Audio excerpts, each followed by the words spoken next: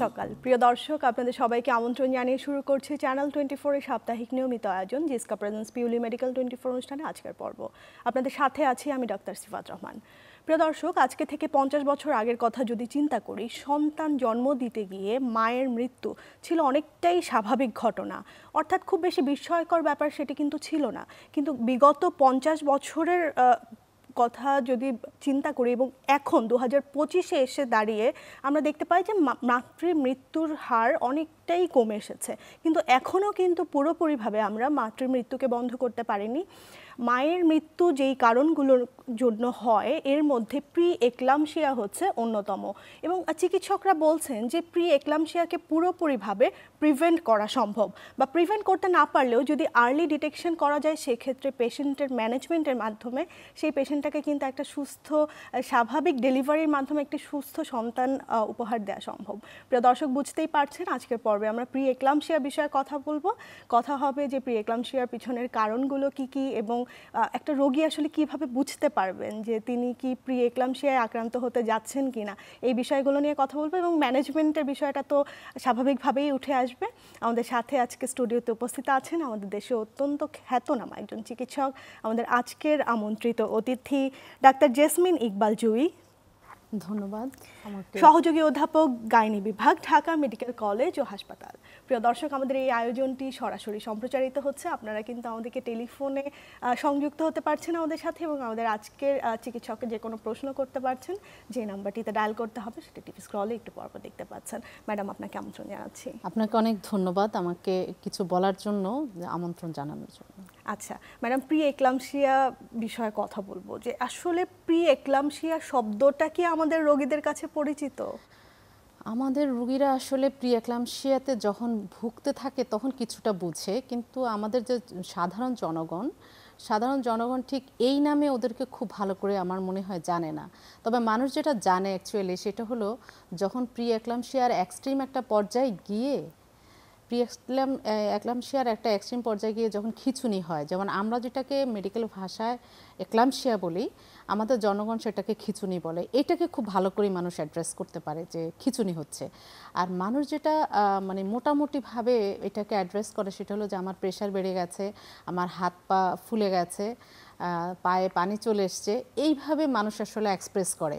কিন্তু pre eclampsia ঠিক সরাসরি এই নামটি জনগণের মাঝে খুব বেশি পরিচিত না। আচ্ছা, মানে সন্তান ধারণ করার বিষয়টা যে কোনো নারীর জন্য আসলে ভীষণ মানে একটা আনন্দের সময়, এবং সেই নারীটা কিন্তু ভীষণ স্বপ্নে বিভোর থাকেন যে তার অনাগত সন্তানটা কেমন হবে, কখন ভূমিষ্ঠ হবে। কিন্তু একজন মা তিনি কিভাবে আসলে বুঝবেন? হয়তো তিনি খুব বেশি শিক্ষিত না, খুব একটা সচেতন মা তিনি নন, তিনি তার শরীরে কি কি ধরনের পরিবর্তন উপলব্ধি করবেন? ধন্যবাদ, খুবই ভালো একটা প্রশ্ন করেছেন আপনি। কারণ হলো যে আমরা প্রি এক্লামশিয়া কিন্তু আসলে ডিটেকশন করার জন্য এটা কিছু জিনিস আছে যে পেশেন্ট সে নিজেই উপলব্ধি করতে পারবে, আর কিছু জিনিস আছে যেটা হলো আমাদের যে ডক্টররা আছে তারা ইনিশিয়ালি সেটাকে ডিটেক্ট করতে পারবে। এখন সে মা কিভাবে ডিটেক্ট করবে সেটা হলো যে আমরা যদি মানে মায়ের সচেতনতা সাধারণত দেখা যায় যে আমাদের দেশের যে মায়েরা আছে তারা যদি প্রি প্রেগনেন্সি অর্থাৎ প্রেগনেন্সির আগেই যদি তারা কোনো একটা ডাক্তারের কাছে যায়, তাহলে সেই ডাক্তার কিন্তু তাকে একটা তার মানে সে কি প্রি এক্লামশিয়া যেতে পারে কি না এটা কিন্তু তাকে একটা মানে স্ক্রুটিনি করে, হ্যাঁ, ইভ্যালুয়েশন করে তাকে কিন্তু বোঝাতে পারবে যে আপনি একটু হাই রিস্কে আছেন।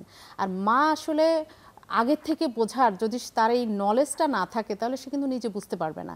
সে যখন প্রেগনেন্ট হবে, প্রি এক্লামশিয়া অ্যাকচুয়ালি আমরা যদি প্রি এক্লামশিয়াটাকে একটু এক্সপ্লেন করি তাহলে আমার মনে হয় একটু সুবিধা হবে সবার জন্য। সেটা হলো প্রি এক্লামশিয়াটা হলো যে কোনো একটা মায়ের যদি 5 মাস অর্থাৎ 20 উইকস প্রেগনেন্সির পরে যদি ব্লাড প্রেশারটা অনেক বেড়ে যায়, সে কত এটার একটা রেঞ্জ আছে, যেমন হলো 140/90 ইকুয়াল অর মোর দেন, অর্থাৎ সে যদি 140/90 সমান অথবা তার থেকে বেশি হয়, আর তার সাথে আরও কিছু সিমটম আছে, যেমন প্রোটিন ইউরিয়া একটা কথা আছে, অর্থাৎ তার প্রস্রাবের সাথে শরীরে যে প্রোটিনটা আছে ওটা বের হয়ে যায়। আরও তার সাথে একটা মাল্টি অর্গান, অর্থাৎ আমাদের অর্গান যদি বলি তাহলে এটা মোটামুটি আমরা সবাই বুঝি আমাদের অর্গান আছে কি কি আছে, আমাদের লিভার আছে, কিডনি আছে, এই সমস্ত অর্গানের মধ্যে কিছু এফেক্ট হয়, সব কিছু মিলিয়ে একটা প্রেজেন্টেশন নিয়ে হলো একটা প্রি এক্লামশিয়া। তাহলে সে বুঝবে কিভাবে? সে বুঝবে হলো একদম যদি আমরা প্রাথমিকভাবে চিন্তা করি, সে যদি কোনো ডাক্তারের কাছে কখনো নাও আসে, তবু সে যদি তার একটুখানি নলেজ থাকে, সে কিন্তু মানে মোটামুটি বুঝতে পারবে সেটা কি। সেটা হলো যে তার পায়ে পানি চলে আসছে। এটা যদি হয় তাহলে তাকে সে নিজেই বুঝতে পারবে যে আমার কোনো একটা কিছু সমস্যা হচ্ছে, নাহলে আমার পায়ে পানি আসে কেন। আর আরেকটা জিনিস হলো খুব আর্লিতে বোঝা যায়, সেটা হলো যে সে যখন ঘুম থেকে উঠবে তো তখন তার এই যে রিং ফিঙ্গার বা অর্থাৎ সে যদি কোনো আংটি বা রিং পরে তাহলে ওটা খুব টাইট হয়ে যায়। এরপরে যখন সে হাঁটা চলাফেরা শুরু করে তখন আবার একটু একটু লুজ হয়। এই দুটো সিমটম যদি তার থাকে তাহলে সে যদি একটু সচেতন হয় তাহলে সে চিন্তা করতে পারবে যে আমার কিছু একটা হচ্ছে, মানে কোনো একটা সমস্যা হচ্ছে, আমার চিকিৎসকের কাছে যাওয়া উচিত। তখন যদি সে ডাক্তারের কাছে আসে তখন ডাক্তার তাকে একটা ইভ্যালুয়েশন করার মাধ্যমে এটাকে ডিটেক্ট কিছুটা ধারণা পেতে পারেন যে তিনি কি প্রি-এক্লাম্পসিয়ায় আক্রান্ত হতে যাচ্ছেন কিনা। আচ্ছা, আমরা বলি যে এএনসির কথা বলি, যে অ্যান্টিনেটাল কেয়ার, বা একদম সহজ করে যদি বলি যে গর্ভকালীন যেই সেবাটা আপনারা দিয়ে থাকেন, আপনারা বলে থাকেন যে রিকমেন্ডেড হচ্ছে যে অন্তত 4 বার আপনাদের কাছে যেন একজন গর্ভবতী মা আসেন। তো কেউ যদি এই গর্ভকালীন কেয়ারটা যদি নিয়মিত নিতে যান চিকিৎসকদের কাছে, সেক্ষেত্রেও তো তার প্রি-এক্লাম্পসিয়াটা ডিটেক্ট করা সম্ভব। অবশ্যই সম্ভব, কারণ আমি যদি কয়েকটা প্যারামিটার দিই, আসলে যে কোনো রোগ যদি আমরা ডায়াগনোসিস করতে চাই তাহলে সেক্ষেত্রে কি আসে, তার একটা ইতিহাস যদি আমরা জানি, তারপরে হলো তাকে একটু পরীক্ষা নিরীক্ষা করলে আমরা কিন্তু তার ডায়াগনোসিসটা বুঝে ফেলতে পারি। এই ক্ষেত্রে তার একটা প্যারামিটার যদি আমরা দাঁড় করিয়ে দিই যে কাদের প্রি-এক্লাম্পসিয়া বেশি হতে পারে, সেটা হলো যেমন যে প্রথম প্রেগনেন্ট হয় এবং এক্সট্রিম এজ বলে একটা কথা আছে, অর্থাৎ সে যদি টিনেজার প্রেগনেন্সি হয় অথবা লেট এজে যদি তার প্রেগনেন্সি হয় তাহলে সে কিন্তু একটা ভালো ক্লায়েন্ট প্রি-এক্লাম্পসিয়া হওয়ার জন্য। একটা রিস্ক ফ্যাক্টর, রিস্ক গ্রুপে সে আছে, সে একটা রিস্ক গ্রুপের মধ্যে পড়ে যায়, এটা একটা ফ্যাক্টর। সে যদি তার আগের প্রেগনেন্সিতে প্রি-এক্লাম্পসিয়াতে ভুগে থাকে তাহলে এই বর্তমান প্রেগনেন্সিতে তার প্রি-এক্লাম্পসিয়া হওয়ার হার 10% বেড়ে যাবে। এছাড়া সে যদি একটা ক্রনিক কিছু ডিজিজের রোগী হয়, যেমন সে নিজে হাইপারটেনসিভ, মানে আগে থেকেই তার একটা হাইপারটেনশন আছে এবং সে হাইপারটেনশনের ওষুধ খাচ্ছে, তাহলে তার জন্য প্রি-এক্লাম্পসিয়া ডেভেলপ করাটার হার অনেক বেশি হতে পারে। যে তারপরে হলো যে সে যদি নিজে কিডনি ডিজিজের রোগী হয়ে থাকে তাহলে তার একটা চান্স বেশি বেড়ে যায়। তার যদি ডায়াবেটিস থাকে, তারপর তার যদি ডায়াবেটিস থাকে তাহলে তার হার বেশি বেড়ে যায়। তাহলে সে যখন একটা ডাক্তারের কাছে আসবে, ডাক্তার তো অবশ্যই তার এই ইতিহাসগুলো জানবে, তার কাছ থেকে যে হিস্ট্রিটা নেবে, এই হিস্ট্রির মাধ্যমে আমরা মোটামুটি সে একটা হাই রিস্ক গ্রুপে পড়ে কিনা এটা আমরা ডিটেক্ট করে ফেলতে পারবো। তারপরে তার প্রিভিয়াস হিস্ট্রির সাথে, তারপর সে যদি এমন কিছু যেমন থ্রম্বোটিক বলে কিছু ডিজিজ আছে, এই সমস্ত ডিজিজ যেমন এসএলই হলে কিন্তু রুগী বলতে পারে যে আমার এসএলই আছে, কারণ এসএলইর যে প্রেজেন্টেশনগুলো প্রেগনেন্সি ছাড়াও তার এই প্রেজেন্টেশন কিন্তু থাকে এবং এই সমস্ত পেশেন্ট কিন্তু ওষুধপত্র খায়। তাহলে সে কিন্তু যদি একটা ডাক্তারের কাছে গিয়ে বলে আমি একটা এসএলইর পেশেন্ট, তখন ডাক্তার কিন্তু তাকে একটা মোটামুটিভাবে একটা আইডিয়া দিবে যে আপনি অবশ্যই ডাক্তারের কাছে ঠিকঠাক মতো করে আসবেন, কারণ আপনার এরকম আপনি একটা হাই রিস্ক পেশেন্ট, আপনার প্রি-এক্লাম্পসিয়া ডেভেলপ করতে পারে। তাহলে এইভাবে যদি আমরা প্রিভিয়াসলি তাকে একটা মানে তার সে হাই রিস্ক এই একটা ইমেজ তাকে দিতে পারি, এবং তাহলে সে যদি রেগুলার ওই ডাক্তারের পরামর্শক্রমে সে আমাদের কাছে আসে তাহলে এটা ডিটেক্ট করা, তাকে আপনারা একটা ফলো আপে রাখেন, একটা ফলো আপ, তার প্রেসারটা মনিটর করেন, তার অন্যান্য প্যারামিটারগুলো আপনারা মনিটর করেন। একদম মানে শুধু হিস্ট্রি থেকেই কিন্তু তাকে একটা স্ক্রুটিনি করা যায় যে এই পেশেন্টটা আসলে প্রি-এক্লাম্পসিয়া ভুগতে পারে। সেখান থেকে আমরা ক্লিনিক্যাল ডায়াগনোসিস, এরপরে আমরা তাকে একদম ডেফিনিটিভ ডায়াগনোসিস করার জন্য আমাদের আরো অনেক প্যারামিটার আছে, সেটা হলো ইনভেস্টিগেশন করার মাধ্যমে আমরা সেটাকে ডিটেক্ট করতে পারবো, এবং সেখান থেকে তাকে প্রি-এক্লাম্পসিয়া থেকে যে কমপ্লিকেশনগুলো হয় বা প্রি-এক্লাম্পসিয়াকে যদি আমরা একটা ফরমেটিভ ফেলি তাহলে ওর কি একটা সিম্পল প্রি-এক্লাম্পসিয়া আসতে পারে যেটা হয় বাড়িতে বসে সে চিকিৎসা করতে পারে, আর কিছু আছে সিভিয়ার ফিচার নিয়ে আসবে, তাহলে সেগুলোতে একটা মেটিকুলাস ট্রিটমেন্ট লাগবে। তাহলে ও কোন গ্রুপে পড়ছে সে যখন একটা নির্দিষ্ট সময় আমাদের কাছে আসবে তখন আমরা তাকে স্ক্রুটিনি করে ডিটেক্ট করব যে তার জন্য আসলে কোনটা সুইটেবল। সে যদি প্রথম থেকে একটা ডাক্তারের কাছে আসে তাহলে সে যদি হাই রিস্ক হয় এবং তাকে কিভাবে ম্যানেজ করা যায়, দেখা যায় সে বাড়িতে বসেই একটা ফ্রুটফুল প্রেগন্যান্সি সে কন্টিনিউ করতে পারে, মানে আপনাদের পরামর্শ অনুযায়ী বাড়িতেই ম্যানেজমেন্টটা সম্ভব। কিন্তু এখনো যদি বলি যে বাংলাদেশের বাস্তবতাটা আসলে কি, যে অনেক মায়েরা আছেন যারা আসলে প্রয়োজনই বোধ করেন না যে গর্ভাবস্থায় একজন চিকিৎসকের কাছে যাওয়া প্রয়োজন। এটা আসলে কি বলবো, মানে খুবই দুঃখজনক হলেও সত্যি যে আমরা তো সরকারি হসপিটালে মানে দেখি এবং আমরা যে প্রাইভেট প্র্যাকটিসে করে দেখি, এমন অনেক মা আছে, যদিও আমরা ভাবি যে এখন মানুষ অনেক সচেতন, ডাক্তারের কাছে আসছে তারপরেও অসুস্থ হচ্ছে, আসলে কিন্তু ব্যাপারটা তা না। প্রচুর পেশেন্ট আছে একদম দেখা গেলো শেষ পর্যায়ে যখন একটা মানে সিভিয়ার একটা ফর্মে সে ডেভেলপ করে তখন সে ডাক্তারের কাছে আসছে, যখন আমাদের আসলে কিছু করার থাকে না, তখন অলরেডি সে সিভিয়ার ফর্মে চলে যায়। এরকম অনেক পেশেন্ট আমরা পাই। কিন্তু সে যদি আর্লিতে আসতো তাহলে আর্লি ডিটেকশন হতো এবং তার এই প্রবলেমগুলো ওই সিভিয়ার ফর্মে আর সে যেত না এবং সে রিস্কের মধ্যেও পড়তো না। তখন কিন্তু মা এবং সন্তান দুজনের জীবন বাঁচানোটাই আপনাদের জন্য চ্যালেঞ্জিং হয়ে দাঁড়ায় পেশেন্টটা যখন আপনাদের কাছে দেরি করে আসছে। আচ্ছা, একটা বিষয় যে গর্ভাবস্থায় অনেক মায়েদের স্বাভাবিকভাবেই দেখা যায় যে হাইপার টেনশন থাকে, যে হয়তো থার্ড ট্রাইমেস্টার বা সেকেন্ড ট্রাইমেস্টারে গিয়ে পেশেন্ট হাইপারটেনসিভ হচ্ছে।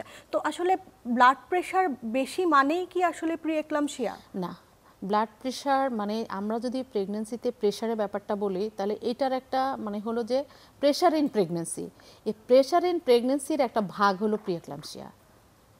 মানে প্রি এক্লাম্পসিয়া ছাড়াও সে কিন্তু মানে হতে পারে, যেমন সে ক্রনিক হাইপারটেনশনের পেশেন্ট, অর্থাৎ সে প্রেগনেন্ট না তারপর সে প্রেশারে ভুগছে, সেরকম একটা গ্রুপ থাকতে পারে। তার আমি প্রথমে যেটা বলেছি বিভিন্ন যেমন ফিওক্রোমোসাইটোমা, তারপরে রেনাল ডিজিজ, এই সমস্ত ডিজিজে পেশেন্ট কিন্তু এমনি হাইপারটেনশনে ভুগতে পারে।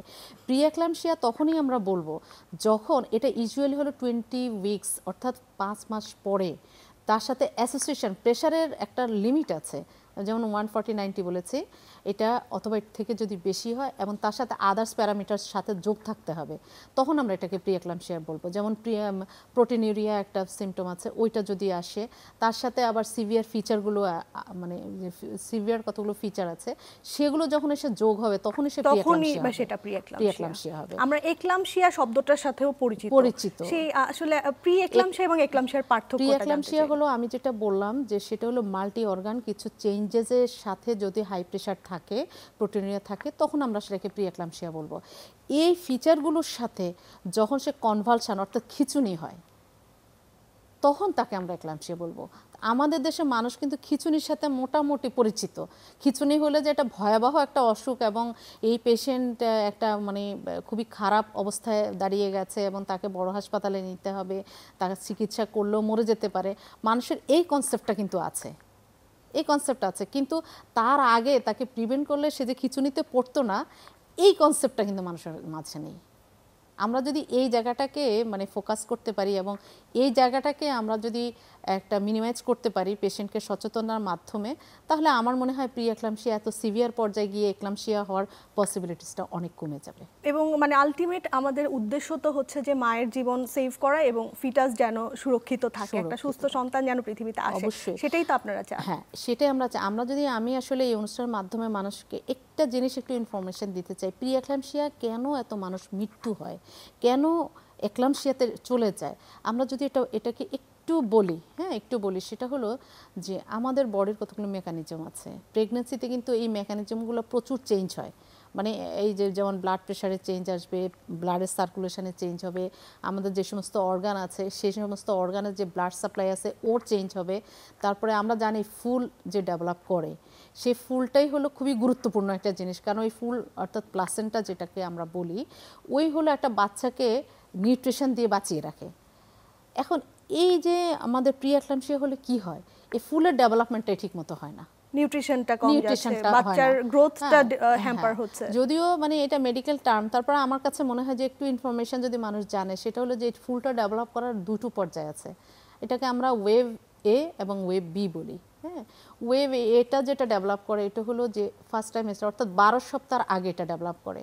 আর ওয়েভ বি যেটা বলি সেটা হলো সেকেন্ড ট্রাইমেস্টার অর্থাৎ 12 সপ্তাহ পরে থেকে 28 সপ্তাহ এই সময়টার মধ্যে ডেভেলপ করে। তো একটা বাচ্চা যখন ডেভেলপ করে, যারা প্রি এক্লাম্পসিয়াতে ভোগে, ওদের প্রবলেমটা কোথায় হয়? প্রবলেমটা হয় যে সেকেন্ড ওয়েভটা যখন হয়, এই সেকেন্ড ওয়েভ মানে হলো যে মানে আমরা যদি একটা ফুলকে চিন্তা করি, সেটার মধ্যে অনেকগুলো রক্তনালী আছে, সেই রক্তনালীগুলো নিজেরাই বড় হয়, বড় হওয়ার মাধ্যমে সেখানে একটা সার্কুলেশন যায়, সে সার্কুলেশনের মাধ্যমে, সার্কুলেশন মানে হলো রক্ত প্রবাহ, সে রক্ত প্রবাহটা গিয়ে বাচ্চাটাকে সে নিউট্রিশন দিয়ে বাঁচিয়ে রাখে। কিন্তু যাদের প্রি এক্লাম্পসিয়া হয়, এই প্রি এক্লাম্পসিয়া রোগীগুলোতে যেটা হয় সেটা হলো ব্লাড ভেসেলটা যখন একটু বড় হওয়ার কথা, বড় না হয়ে সেখানে কিছু জিনিস আছে, ওগুলোকে আমরা বলি ফিব্রিনয়েড ম্যাটেরিয়ালস, মানে ওগুলো এসে রক্তনালীগুলোকে বন্ধ করে দেয়। তো যখন রক্তনালী ব্লক হয়ে যায়, এবং ওর যে স্প্রেড হয়ে আমাদের যে মানে আমরা যদি জরায়ুকে চিন্তা করি, জরায়ুর কিন্তু 3টা লেয়ার আছে, সে ওই মানে মায়োমেট্রিয়াম অর্থাৎ মিডল লেয়ারের মধ্যে ঢোকার কথা ছিল নিউট্রিশনটা পাওয়ার জন্য, ও আর সেখানে আর ঢুকতে পারছে না। আমরা একটা ছোট্ট কল নিব, আমাদের সাথে ফোনে দর্শক অপেক্ষা করছেন। হ্যালো দর্শক, আসসালামু আলাইকুম। জি ওয়ালাইকুম আসসালাম। জি, আপনার টেলিভিশনের ভলিউম কমিয়ে আমাদেরকে প্রশ্নটি করুন। জি আমি দুই ম্যাডামের সাথে কথা। জি ম্যাডাম, শুনতে পাচ্ছি। আমি চাঁদপুর থেকে জাহাঙ্গীর বলছিলাম। জি জি বলুন। জি আসসালামু আলাইকুম। ওয়ালাইকুম সালাম। জি ম্যাম, আমি চাঁদপুর থেকে জাহাঙ্গীর বলছি। আপনার একজন প্যানো, আপনার পেশেন্ট। আমার ওয়াইফ 6 মাসের গর্ভবতী। এখন ওর হাতে পায়ে পানি চলে আসে এবং প্রচুর অ্যালার্জি, সমস্ত শরীরে চুলকানি। এটা কি কি ধরনের সিমটম বা এটা করণীয়টা কি আছে আমার? ধন্যবাদ আপনাকে। আসলে চুলকানির সাথে ঠিক প্রিয়াক্লামশিয়া আমরা আজকের যে আমাদের টপিকসটা এটার সাথে আসলে মানে খুব বেশি সম্পর্ক নেই, তবে হাতে পায়ে পানি আসাটা খুবই গুরুত্বপূর্ণ একটা বিষয়। যখন হাতে পায়ে পানি আসে এটা হলো প্রিয়াক্লামশিয়ার একটা ইনিশিয়াল সিমটম। তবে যতক্ষণ পর্যন্ত এই পানি আসাটা আসলে দুইভাবে হতে পারে, একটা হলো যে আমাদের প্রিয়াক্লামশিয়ার একটা ফিচার হিসাবে আসতে পারে, আর একটা হলো আমরা বলি বিনাইন, অর্থাৎ এমনিতেই পানি আসে। হ্যাঁ, কিন্তু যদি তার সাথে প্রেশারের সংযোগ না থাকে তাহলে ওটা প্রিয়াক্লামশিয়ার দিকে যাবে না। তাহলে এখন সেটা করণীয় হলো যে আমার মনে হয় যে আপনাকে একজন ডাক্তারের শরণাপন্ন হতে হবে। তা সে পুরো জিনিসটাকে ইভ্যালুয়েশন করে দেখবে যে উনি প্রিয়াক্লামশিয়ার পেশেন্ট কিনা। আর চুলকানির অনেকগুলো কারণ থাকে, তার মধ্যে আমরা মেডিকেল টার্ম একটা আছে, সেটা হলো কলিস্টেটিক জন্ডিস বলে একটা কথা আছে। তো সেই দিকে আছে নাকি ওর চর্মরোগ। এখন দুটোকে ডিটেক্ট করার জন্য আসলে অবশ্যই একজন ডাক্তার তাকে দেখতে হবে, যে সেই ডাক্তার তখন ডিটেক্ট করবে যে এটা কি চর্মরোগের পেশেন্ট নাকি এটা তার কলিস্টেটিক জন্ডিস। কারণ দুটো ক্ষেত্রে দু ধরনের ট্রিটমেন্ট। সুতরাং আপনার রোগীকে অবশ্যই আপনি নিকটস্থ একটা হসপিটালে নিয়ে যান এবং সেখানে একটা ডক্টর তাকে দেখার পরে তাকে ইভ্যালুয়েশন করবে। তার এটা চর্মরোগের হলে চর্মরোগের ডাক্তার তাকে চিকিৎসা করবে, আর যদি কোলিস্টেটিক জন্ডিস এরকম একটা ডিজিজ আছে ওইটা যদি হয় তাহলে অবশ্যই গাইনোকোলজিস্ট এবং ধাত্রীবিদ্যা বিশেষজ্ঞ যারা বলে ওনাদের আন্ডারে চিকিৎসাটা হবে। আর প্রেশার যদি সাথে থাকে তাহলে সেটা প্রিয়াক্লামশিয়া, অবশ্যই সেটা খুবই হাই রিস্ক প্রেগনেন্সি, এবং যেহেতু উনি মাত্র 6 মাস তার প্রেগনেন্সি, সেই ক্ষেত্রে তাকে এই সময়ে যাতে তার মা এবং বাচ্চা দুজনেই ভালো থাকে সেইভাবে তাকে অবশ্যই চিকিৎসা করতে হবে। এবং আমার মনে হয় আপনার জন্য আমার পরামর্শ, দেরি না করে আপনি নিকটস্থ হসপিটালে যাবেন এবং ডাক্তারের শরণাপন্ন হয়ে আপনার ওয়াইফের চিকিৎসাটার একটা সুব্যবস্থা করবেন। ধন্যবাদ। আচ্ছা দর্শক, আপনাকে ধন্যবাদ। আশা করি আপনার প্রশ্ন উত্তর পেয়েছেন। ম্যাডাম, আপনি যে বিষয়টা বলছিলেন যে একজন প্রি-এক্লাম্পসিয়া মায়ের যে গর্ভস্থ সন্তান, সেই বাচ্চাটার গ্রোথ হ্যাম্পার হতে পারে, যে নিউট্রিশনের একটা ডেফিসিয়েন্সি হয়, আপনি সেটা বলছিলেন। তো এক্ষেত্রে আসলে বাচ্চার গ্রোথের জন্য মাকে এখানে সচেতন হবার প্রয়োজন আছে। এখানে যেটা হচ্ছে সেটা হলো এই জন্য, যেহেতু এই জিনিসটা আসলে 20 উইকসের পরে হয়, তাহলে এখানে আমাদের কিছু প্যারামিটার আছে যে সে আদৌ গ্রোথ হ্যাম্পার হচ্ছে কিনা সেটা বোঝার জন্য হ্যাঁ আমরা বুঝতে পারি। সেটা যেমন ডপলার একটা স্টাডি আছে, সেটা হলো যে এই সাপ্লাইটা আসে ইউট্রাইন আর্টারি, অর্থাৎ জরায়ের ভিতরে যাকে মানে নিউট্রিশন দেওয়া হয় ওই আর্টারির মাধ্যমে আমরা ডপলার করার মাধ্যমে বুঝতে পারবো যে এই বাচ্চাটা আলটিমেটলি কত সপ্তাহ পর্যন্ত খুব হাইলি এফেক্টেড হবে। তাহলে সেই হিসাবে তাকে আমরা এখানে ডিটেক্ট করে তাকে আমরা ব্যবস্থা করতে পারবো। প্রেগন্যান্সির লাস্ট ট্রাইমেস্টারটা আমরা জানি যে খুবই গুরুত্বপূর্ণ একটা সময়, বাচ্চার গ্রোথ হয় এবং সেক্ষেত্রে মায়েরও ডেলিভারির সময়টা কিন্তু এগিয়ে আসে। মাকে মানসিকভাবে এখানে প্রস্তুত থাকতে হয়। অবশ্যই পরিবারের এখানে কিছু ভূমিকা আছে, তার পার্টনার থেকে শুরু করে তার পরিবারের যে সদস্যরা আছেন তাদের এখানে কিছু ভূমিকা অবশ্যই থাকে। বিশেষ করে আমরা গ্রামে গঞ্জে অনেক ক্ষেত্রেই দেখে থাকি যে পরিবারের সদস্যরা আসলে অ্যাওয়ার না বলে মা কিন্তু সঠিক চিকিৎসাটা পাচ্ছেন না। তো এই বিষয়টা নিয়ে আসলে আপনি কি বলতে চান? এই বিষয়টা নিয়ে আসলে আমি বলবো যে আমাদের যে WHO, যে মানে আমাদের যে ওয়ার্ল্ড হেলথ অর্গানাইজেশনের একটা ফরম্যাট আছে। যেমন আমরা আগে বলতাম যে মা প্রতি মাসে মাসে আসবে 28 উইকস পর্যন্ত, অর্থাৎ 7 মাস পর্যন্ত, তারপরে হলো সে 2 উইকলি আসবে। কিন্তু এটা দেখা গেল যে মানুষের জন্য কমপ্লায়েন্স না, মানে এতবার আসতে চায় না। তখন আমাদের যে মানে WHO অর্থাৎ ওয়ার্ল্ড হেলথ অর্গানাইজেশন, সে একটা মানে অর্গানোগ্রাম মোটামুটি করে দিয়েছে যে অ্যাটলিস্ট 4 টাইমস তাকে একটা ডক্টরের কাছে আসতে হবে। কেন আসতে হবে? সময়টার মধ্যে 4 বার আসতে হবে। মানে এই যে আমার মোট জার্নিটা হলো 9 মাসের একটা বিশাল বড় জার্নি। এই জার্নিতে 4 4 মাস আসা কিন্তু কোনো ব্যাপারে না। আপনার মাধ্যমে আমি আরও একটা জিনিস আমার দেশের, আমি খুব গর্বিতভাবে এই কথাটা বলি, সব জায়গাতে বলি, ইভেন আমি যখন প্রাইভেট প্র্যাকটিস করি তখন আমার রুগীদেরকে আমি বলি যে আমরা গর্বিত এই দেশ নিয়ে এই জন্য যে আমাদের হেলথ সেক্টরের যে মানে ইনফ্রাস্ট্রাকচার, অর্থাৎ যে উপজেলা হেলথ কমপ্লেক্সগুলো যেখানে আছে, মানে ওগুলোকে এমনভাবে সেট করা আছে, সেটা হলো আপনি প্রত্যন্ত গ্রাম থেকে যদি হেঁটেও আসেন তা 2 ঘন্টার মধ্যে আপনি পৌঁছাতে পারবেন। এটা পৃথিবীর কিন্তু অনেক দেশেই নেই। আমরা এই ক্ষেত্রে খুবই গর্বিত। তাহলে আমরা কেন চিকিৎসা পাচ্ছি না? তার মানে আমাদের ভীষণ সচেতনতার অভাব। বা কেন আসলে মানে 2025-এ দাঁড়িয়েও আসলে কেন একজন মা মানে এখন সন্তান জন্ম দিতে গিয়ে মারা যাবে? হ্যাঁ, যেটা হয় সেটা হলো আমাদের দেশের, ধরেন আমাদের মুরব্বীরা একটা বেশ ইম্পর্টেন্ট এখানে একটা ভীষণ রোল প্লে করেন। ওনারা বলেন আমার 7টা বাচ্চা হয়েছে, কোনোদিন তো ডাক্তারের কাছে যাওয়া লাগেনি, এখন কি যুগ এসছে রে বাবা, এখন মানে প্রেগনেন্ট হলেই যাওয়া লাগে। এই যে একটা কনসেপ্ট, এই কনসেপ্টটা আসলে একটু চেঞ্জ হলে, কারণ ওই সোশ্যাল ব্যারিয়ারটাকে কিন্তু আমরা উইথড্র করতে পারি বিভিন্ন সোশ্যাল মোটিভেশনের মাধ্যমে, ইনফরমেশন দেওয়ার মাধ্যমে। কারণ হলো যে সে আগের কালে যে মাতৃমৃত্যু হার যে হারে ছিল এখন কিন্তু অনেক কমে গেছে। যদিও আমরা এমডিজিতে একদম পৌঁছাতে পারি না, কিন্তু তারপরেও যে আমরা যদি 10 বছর আগের ইতিহাসও দেখি, তার থেকে এখন আমরা অনেক ফার বেটার অবস্থায় আছি। তাহলে এই বেটার চেঞ্জটা কে করেছে? নিশ্চয়ই জনগণ ডাক্তারের কাছে আসার কারণে, পরামর্শের কারণে সেগুলো রিডিউস করেছে। তাহলে এই সুবিধাটা তো মানুষকে নিতে হবে, তাই না? মানে জনগণকে ডোর স্টেপে আসতে হবে, তাদের সেবাটা নেওয়ার জন্য তাকে আসতে হবে। উপজেলা হেলথ কমপ্লেক্সগুলো আমরা জানি যে বাংলাদেশে এখন প্রচন্ড মানে শক্তিশালী একটা চিকিৎসা ব্যবস্থা আছে এবং সেখানে ম্যানেজমেন্ট কিন্তু হচ্ছে। আরও আপনার মানে আমি জনগণকে আরও খুব উৎসাহের সাথে একটা জিনিস জানাতে চাচ্ছি, সেটা হলো যে পোস্ট গ্রাজুয়েশন ডক্টর বলতে যে জিনিসটা ছিল, FCPS করা, বিশাল একটা ডিগ্রির অধিকারী, সেরকম ডাক্তার এখন প্রতিটা উপজেলায় আছে।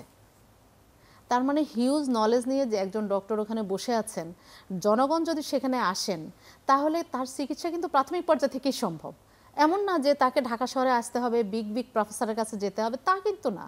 সে কিন্তু চিকিৎসাটা তার ঘরের দরজা থেকে, প্রাইমারি লেভেল মানে হলো যে সে যদি আমি যেটা প্রথমে আপনাকে বলেছি সেটা হলো যে আমাদের ইনফ্রাস্ট্রাকচারটা মারাত্মক ভালো, সেটাকে আমাদের প্রোভাইড করতে হবে। কারণ সেটা শুধুমাত্র হসপিটাল আছে, ডক্টর আছে, আমার পেশেন্টটা ঠিকমতো আসছে না, তাহলে হবে না। আমাকে আসতে হবে কারণ, এবং ইভেন হেঁটে আসলেও 2 ঘন্টার মধ্যে চলে আসা যায়, মানে অর্থাৎ ডিস্টেন্সটা এমন। তাহলে সেখানে আমি কেন চিকিৎসাটা নেব না? এবং আমি প্রি এক্লাম্পসিয়া একটা সিভিয়ার, খুবই খারাপ একটা ফর্ম। আপনার মাধ্যমে আমি মানুষকে বলতে চাচ্ছি একটা কথা, সেটা হলো যে যদি সে জাস্ট প্রেগনেন্ট হওয়ার পরে সচেতনভাবে 12 উইক্সের মধ্যে সে পেশেন্টটা আসে, আমাদের এমন কিছু ড্রাগস আছে, সেগুলো যদি আমরা সেই সময় স্টার্ট করি, ওই যে আপনাকে বললাম যে ফিব্রিনয়েড ম্যাটেরিয়ালসটা ওই ব্লাড ভেসেলের মধ্যে জমে ওটাকে ব্লক করে দেয়, আমরা কিন্তু ওই ব্লক থেকে প্রিভেন্ট করতে পারি, মানে যাতে সে ব্লক না হয়। তো ব্লক না হলে তো তার সার্কুলেশনটা ঠিক হবে, বাচ্চাটাও ভালো থাকবে, মাও ভালো থাকবে। তাহলে আমরা সেখান থেকে তার চিকিৎসাটা কিন্তু শুরু করতে পারি, কিন্তু আমরা কেন করতে পারি না? কারণ পেশেন্ট আপনাদের কাছে আসছে না, পেশেন্ট অ্যাওয়্যার হচ্ছে না। তাহলে পেশেন্ট যদি জাস্ট এই নলেজটা জানে, আমি সবাইকে বলবো যে 12 উইকস অর্থাৎ ফার্স্ট ট্রাইমেস্টার যেটা, অবশ্যই একজন ডাক্তারের কাছে আসবে, অবশ্যই একটা ডাক্তারের কাছে আসবে। এটার মাধ্যমে আমরা অনেক কিছু তাকে বলতে পারবো যে সে কি হাই রিস্কে যাচ্ছে, সে কি ঠিকমতো আছে, তার কখন আসলে তার ডেলিভারিটার টাইম আসবে, তারপরে মানে তার কি কি রিস্ক হতে পারে, তাকে একটা অ্যাওয়ারনেস দিলাম, এবং সে তার মাধ্যমে যদি সে চলে, তাকে বারবার তো আসতে হচ্ছে না, পুরো 9 মাসে 4 বার আসবে। এইটুকু যদি সে না করতে পারে তাহলে ওটার কারণ হিসাবে সে আসলে বড় ধরনের সাফারিংসে পড়ে যায়। আলটিমেটলি সে কিন্তু বড় বড় ডাক্তারের কাছে আসছে এবং তার তখন কিন্তু চিকিৎসা ব্যয় বৃদ্ধি পাচ্ছে, পাশাপাশি মা এবং শিশু দুজনের জীবনে। যেমন ধরেন আপনার এই যে ঢাকা, আপনার কাছে আমি আরো বিস্তারিত জানবো একটি ছোট্ট বিরতির পর। প্রিয় দর্শক, জিসকা প্রেজেন্স পিউলি মেডিকেল 24 অনুষ্ঠানে আজকের পর্বে প্রি এক্লাম্পসিয়া বিষয়ে কথা হচ্ছে, আরো আলোচনা হবে বিস্তারিতভাবে একটি ছোট্ট বিরতির পরে। আমাদের সাথেই থাকুন।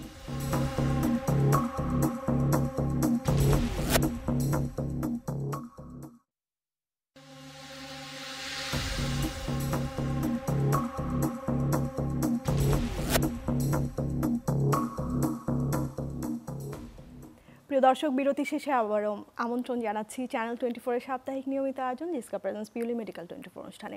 আজকের পর্বে আমরা প্রি এক্লাম্পসিয়ার ঝুঁকি এবং করণীয় বিষয়ে কথা বলছি, আর আমাদের সাথে আজকে স্টুডিওতে উপস্থিত আছেন ডাক্তার জেসমিন ইকবাল জুই, সহযোগী অধ্যাপক, গাইনি বিভাগ, ঢাকা মেডিকেল কলেজ ও হাসপাতাল। প্রিয় দর্শক, আমাদের এই আয়োজনটি সরাসরি সম্প্রচারিত হচ্ছে। আমাদেরকে ফোন করতে চাইলে টিভিস কলেজ এই নাম্বারটি দেখতে পাচ্ছেন, সেই নাম্বারটিতে ডায়াল করতে হবে। ম্যাডাম, বিরতি শেষে আবার আমন্ত্রণ জানাচ্ছি। প্রি এক্লামশিয়া বিষয়ে কথা হচ্ছে এবং আপনি আসলে অনেকগুলো গুরুত্বপূর্ণ কথা বলেছেন যে আসলে কেন হচ্ছে, কিভাবে মানুষ বুঝবে এবং কি করণীয়, মোটামুটি অনেকগুলো ইনফরমেশন আপনি দিয়েছেন। তো এখন আমি যদি বলি যে প্রি এক্লামশিয়া একজন নারী ডেভেলপ করলো, তিনি হয়তো বুঝতেও পারলেন না, তার অগোচরেই হলো এবং তিনি চিকিৎসকের কাছে আসলেন না। আলটিমেটলি আসলে তার ফেটটা কি হবে বা তার আসলে কি হবে, কেন আসলে জরুরি চিকিৎসা নেওয়া? ধন্যবাদ। আসলে প্রি এক্লামশিয়া আমি যখন প্রথম বলেছি সেটা হলো এটা মাল্টি অর্গান একটা ডিজিজ। মাল্টি অর্গান বলতে বোঝাচ্ছি আমাদের বডিতে যে অর্গানগুলো আছে মোটামুটি অলমোস্ট সব অর্গানকে ও কিন্তু ধরে ফেলে। এখন ধরে ফেলা বলতে আমি যেটা বোঝাচ্ছি সেটা হলো আমরা যদি অর্গানকে আলাদা আলাদা করি, মোটামুটি সবাই কিন্তু আমরা জানি, মানে সব পপুলেশন এটা জানে যে একটা মানুষের একটা হার্ট থাকে, একটা কিডনি থাকে, ফুসফুস থাকে, তারপরে লিভার থাকে, ব্রেইন থাকে।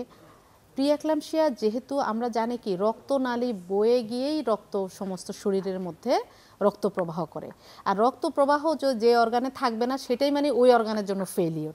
আমরা যদি খুব সহজভাবে বলি সেটা হলো ব্রেনে যদি ঠিকমতো না যেতে পারে তাহলে আমরা সেটাকে, জনগণ কিন্তু আমরা জানি যে তার ব্রেন স্ট্রোক করছে। ব্রেন স্ট্রোক মানে কি? মানে হলো যে ওই জায়গায় রক্তটা ঠিকমতো যাচ্ছে না। হার্ট অ্যাটাক করেছে, হার্ট অ্যাটাক মানেটা কি? মানে হলো রক্তের যে সাপ্লাইটা হার্টে দরকার ওটা পাচ্ছে না, তাহলে সেটা হলো হার্ট অ্যাটাক। আমার যদি কিডনিতে সার্কুলেশনটা ঠিকমতো, অর্থাৎ সাপ্লাইটা, আমাদের রক্ত সাপ্লাইটা যদি না যায় তার মানে কিডনি ফেলিওর। তার মানে আমরা ফেলিওরগুলোর সাথে পরিচিত হয়ে যাই এইভাবেই। ঠিক আমার এখানে আমি যখন একটু প্যাথোলজি বলার চেষ্টা করেছি, আমি কিন্তু বলেছি যে ব্লাড ভেসেলগুলো ব্লক হয়ে যায়। তাহলে ব্লাড ভেসেল যদি কিডনিতে ব্লক হয়ে যায় তাহলে ব্যাপারটা কি দাঁড়ালো? সে কিডনিতে ফেলিওর। আর পেশেন্ট বুঝবে কি করে? তার প্রস্রাবের পরিমাণটা কমে যাবে, এবং যখন কমে যায় সেটাকে আমরা অলিগুরিয়া বলি। অর্থাৎ 400 ml ব্লাড যদি 24 ঘন্টার মধ্যে আসে, 400 বা তার নিচে, এটাকে আমরা অলিগুরিয়া বলবো। কিন্তু যখন সিভিয়ার ফর্মে যায় সে কিন্তু নীল হয়ে যায়, একদম কোনো প্রস্রাবে নাই, 24 আওয়ার্সে কোনো প্রস্রাব নাই, মানে কিডনি মোটামুটি শেষ। ঠিক আছে। তারপরে হার্টে আমাদের এই একইভাবে যদি হয় তাহলে হার্ট অ্যাটাক করতে পারে, তারপরে ব্রেনে স্ট্রোক করতে পারে, ফুসফুসে গিয়ে আমাদের মানে ইনফার্ক্ট বা এই ধরনের সমস্যাগুলো করতে পারে। আর হলো যে তাহলে আমাদের কি হলো? সমস্ত অর্গানগুলোই আর ফাংশনিং হচ্ছে না। একটা মানুষের যদি সব অর্গান একসাথে ফাংশনিং না হয়, মানে এটা আলটিমেট ফেট হতে পারে। এবং আপনি একটা tertiary level hospital, Dhaka medical college হাসপাতালের মতো, মানে একটা বাংলাদেশের একটা মানে অন্যতম একটা হসপিটালে কর্মরত আছেন, এখানে যে রোগীগুলো আপনারা পান একদম সিভিয়ার পেশেন্টগুলো আপনারা পান। তো সাধারণত মানে আপনার যে প্র্যাকটিস লাইফে কি ধরনের রোগী আপনারা পাচ্ছেন? আমাদের যেমন আমরা ঢাকা মেডিকেল কলেজে আমরা প্রচুর পরিমাণে এক্লামশিয়া, অর্থাৎ এই যে ব্রেইনে যখন তার সাপ্লাইয়ের এরকম সমস্যা হয় তখন সেটা হলো খিঁচুনি হয়। আমাদের দেশের মানুষ খিঁচুনি কথাটার সাথে পরিচিত। আমরা প্রচুর পেশেন্ট আসে হলো খিঁচুনি নিয়ে, তার মানে ও মোটামুটি একটা খারাপ অবস্থাতে চলে গেল। তারপরে আরেকটা হলো লিভার ফেলিওর। লিভার ফেলিওর রুগীরা হলো এরকম অল্প স্বল্প একটু জন্ডিস হবে, তার সাথে লিভারের যে সমস্ত প্যারামিটার আছে, হেল্প সিন্ড্রোম নামে একটা জিনিস আছে, ওগুলো অবস্থা আমরা পাই। যেমন হেল্প সিন্ড্রোম, এগুলো কিন্তু প্রি এক্লামশিয়ার একটা মোটামুটি সিভিয়ার ফর্ম। সিভিয়ার ফর্মে আমরা যদি লিভার ফেলিওর হয় তাহলে আমরা হেল্প সিন্ড্রোমের মানে আমরা এটাতে একটা সিন্ড্রোম হিসাবে পেতে পারি। এক্লামশিয়া যেটা হলো খিঁচুনি, এই হিসাবে পেতে পারি। আর পেশেন্ট বুঝবে কিভাবে যে আমার একটা সিভিয়ার ফর্মে আমি চলে গেছি? যেমন হলো পেশেন্ট হলো ইন্টেন্স হেডেক বলে আমরা একটা কথা বলি। ইন্টেন্স হেডেক মানে কি? প্রচণ্ড মাথা ব্যথা, এবং মাথা ব্যথাটা মেনলি হবে এই যে ফ্রন্টাল, অর্থাৎ আমাদের চোখের এই সামনেরটা আর হলো এই পিছনের অংশটা, এই দুই জায়গায় প্রচণ্ড রকম পেন হবে। ইভেন যত রকম মেডিসিনে দেওয়া হবে, নো ইমপ্রুভমেন্ট। পেশেন্ট মানে মোটামুটি কাতরাতে কাতরাতে এই ডাক্তারের কাছে আসে যে আমি আর চোখ খুলতে পারছি না। তারপর চোখের যেটা হয় সেটা হলো ব্লারিং অফ ভিশন বলি আমরা, অর্থাৎ চোখ ঝাপসা হয়ে আসছে। এখন চোখ ঝাপসা হয়ে আসে, এই অবস্থাতেও কিছু পেশেন্ট আমাদের কাছে আসে। এরপরেও যদি সে চিকিৎসার এই দিকে না আসে তাহলে তার আলটিমেট হলো ব্লাইন্ড হয়ে যেতে পারে। ব্লাইন্ডনেস নিয়েও পেশেন্ট যে চোখের রক্তনালীকেও তো এটা এফেক্ট করছে, সেখানে ব্লাড একদম ব্লাইন্ড হয়ে যায়। তবে একটা মানে মানুষকে হতাশাতে আমি মানা করব, সেটা হলো যে প্রিয়াক্লামশিয়া থেকে যে মানে ব্লাইন্ডনেসটা ডেভেলপ করে সেটা আবার 4 থেকে 6 সপ্তাহ পরে মানে রিভার্স করে যায়। তাহলে সে ব্লাইন্ড হয়ে যেতে পারে। তারপর সিভিয়ার এপিগ্যাস্ট্রিক পেন, অর্থাৎ মানে গ্যাসের সমস্যা ওইটা নিয়েও কিন্তু সে ডাক্তারের কাছে আসে। সেটা হলো যে তার সিভিয়ার যখন তার লিভার ক্যাপসুল আছে ওটা যখন ওখানে হিমোরেজ মানে ব্লিডিং হয়, তখন সেই ধরনের একটা প্রচণ্ড রকম তার এই মানে বুকে ব্যথা এটা নিয়ে আসতে পারে। তারপর ইডিমা, অর্থাৎ সারা শরীরে পানি চলে আসছে, এটা তো তার আরেকটা ফিচার আছে। তারপর প্রস্রাব হয় না, এটা নিয়েও কিন্তু পেশেন্ট আসে। মানে এই যে আপনি এখন যে সিম্পটমগুলো বলছেন এগুলো তো একদম সিভিয়ার ফর্ম, মানে পেশেন্ট যখন অনেকটাই সময় অতিবাহিত হয়ে যায় এবং দেখা যায় যে তার ডেলিভারির সময়টা তখন মানে ক্রমশ ঘনিয়ে আসতে থাকে, তার সন্তানটাকেও কিন্তু তখন আপনাদের নিশ্চিত করতে হয় যে সন্তান সুস্থ আছে কিনা। হ্যাঁ অবশ্যই, কারণ হলো যে আমাদের আসলে এএনসি অর্থাৎ অ্যান্টিনেটাল কেয়ারের একটা মূল উদ্দেশ্য হলো safe mother safe baby, healthy mother healthy baby. তাহলে এই যদি আমাদের মোটো হয়, তাহলে সেক্ষেত্রে আমাদের তো আসলে মাকেও সুস্থ চাই, বাচ্চাও সুস্থ চাই। এখন এখানে মা যদি সিভিয়ার ফর্মে চলে যায়, হেল্প সিনড্রোম ডেভেলপ করে যায়, এক্লামশিয়া হয়, আমাদের হাতে আসলে খুব বেশি অপশন থাকে না। তখন মা আমাদের কাছে একটা মানে প্রায়োরিটি পায়, কারণ সেক্ষেত্রে মায়ের জীবনটা বেশি গুরুত্বপূর্ণ হয়ে যায়। কিন্তু এর আগে যদি পেশেন্ট আমাদের কাছে আসে, কারণ আমি কি বলেছি যে এটা হলো 20 উইকসের পরে, অর্থাৎ 5 মাসের সময়টা আসে, তাহলে একটা বাচ্চা কিন্তু আমাদের দেশের প্রেক্ষাপটটা একটু ডিফারেন্ট, কিন্তু এজ অফ ভায়াবিলিটি বলে একটা কথা আছে, সেটা হলো যে বাচ্চা কত সপ্তাহে বেঁচে থাকে। হ্যাঁ, আমাদের দেশে এখন আমরা 28 সপ্তাহের আগে খুব বেশি যে বাঁচাতে পারি তা কিন্তু না, কিন্তু বিদেশে 22 উইকসে প্রচুর বাচ্চা বেঁচে যায়। তাহলে আমাদের কাছে যদি সে আর্লিতে আসে, তাহলে আমরা সে মাকে বাচ্চাকে সহ বাঁচানোর চেষ্টা করতে পারি। তবে সাধারণত আমাদের টার্গেট থাকে যে যদি 37 উইকস পর্যন্ত বাচ্চাটাকে টেনে নিতে পারি উইথ গ্রোথ, তাহলে মা এবং বাচ্চা দুজনেই হেলদি চলে আসবে। কিন্তু যদি আমাদের মোটামুটি 32-34 এগুলো হলে এমন একটা ডাইলেমার সময় যে আমরা এগুলোকে কতটা পারবো এটা মানে মুশকিল হয়ে যায়। সেই ক্ষেত্রে আমাদের নিওনেটোলজিস্ট, এনআইসিইউ এই ধরনের হেল্পের আমাদের প্রয়োজন হয়, স্পেশালাইজড বাচ্চা সাপোর্টের দরকার হয়, বাচ্চা সাপোর্টের দরকার। একজন প্রি এক্লামশিয়ার মা, তার হয়তো ম্যানেজমেন্টটা সঠিকভাবেই হয়েছে, তো তার ডেলিভারিটাও আপনারা সেফলি মনে করেন করাতে পেরেছেন, তো তারপরে কি কোনো ধরনের সতর্কতা তার অবলম্বন করার আছে কি? এখানে যেটা হয় সেটা হলো যে প্রি এক্লামশিয়ার সাধারণত দেখা যায় যেহেতু 20 সপ্তাহে ডেভেলপ করে, ধীরে ধীরে বাড়তে থাকে। এখন পেশেন্টটা যদি আমাদের 34 উইকসের আগে পেশেন্টটা আমাদের কাছে আসে, তাহলে সেক্ষেত্রে আমরা বাচ্চার জন্য কিছু করণীয় আমাদের থাকে। সেটা হলো যে বাচ্চার যে ফুসফুসটাকে ম্যাচিউর করার জন্য আমাদের হাতে কিছু মেডিসিন আছে, ইনজেকশন আছে, আমরা ওইগুলো দিয়ে বাচ্চার ফুসফুসটাকে ম্যাচিউর করতে পারি। তারপরে হলো যে এটাকে আরও কন্টিনিউ করে 37 পর্যন্ত আমরা যেতে পারবো কিনা, এগুলো আমাদের একটা মানে ডাক্তারদের একটা স্পেশালাইজড প্যারামিটার্স আছে। যেমন বাচ্চার গ্রোথ না হলে তো আমরা ওখানে ভিতরে রাখতে পারবো না। আমরা যেটা প্রথমে বলেছি যে বাচ্চা যদি নিউট্রিশনটা ঠিকমতো না পায়, তাহলে বাচ্চা তো আর ডেভেলপ করবে না ডেভেলপ করলে তো ওরা পেটের মধ্যে রেখেও কোনো লাভ নেই।